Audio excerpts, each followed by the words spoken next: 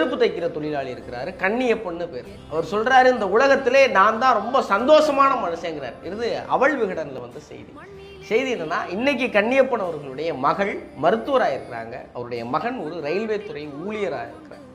அப்பா, இனிமேல் நீ செருப்பு தைக்கிற இல்லைப்பா, இனிமேல் நீ ஒரு டாக்டரோட அப்பான்னு என் பொண்ணு சொல்லும். ஆனாலும் நமக்குன்னு ஒரு வருமானம் வேணும்ல, அதனால தான் இன்னும் நான் செருப்பு தைக்கிறத விடலை, யாரையும் ஏமாத்தலை, பொய் சொல்லலை, திருடலை, நான் ஏன் அசிங்கப்படணும்?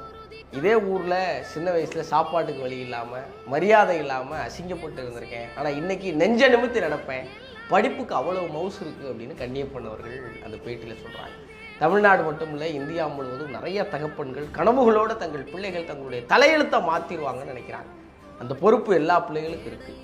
நீங்கள் கடுமையாக படித்தா, நல்லா உழைச்சா, உங்கள் தலையெழுத்து மட்டும் கிடையாது, உங்கள் பெற்றோர்களுடைய, உங்கள் முன்னோர்களுடைய தலையெழுத்தையும் மாற்றி எழுதுகிற திறன் உங்களுக்கு இருக்குது. கவிக்கு அப்துல் ரஹ்மான் சொல்கிற ஒரு கவிதை எனக்கு ரொம்ப பிடிக்கும். என் தலையில் யாரோ எழுதி கொண்டிருந்தார்கள், உற்று பார்த்தேன், நான் தான் அப்படின்னு சொல்லுவார். உங்கள் தலையெழுத்தை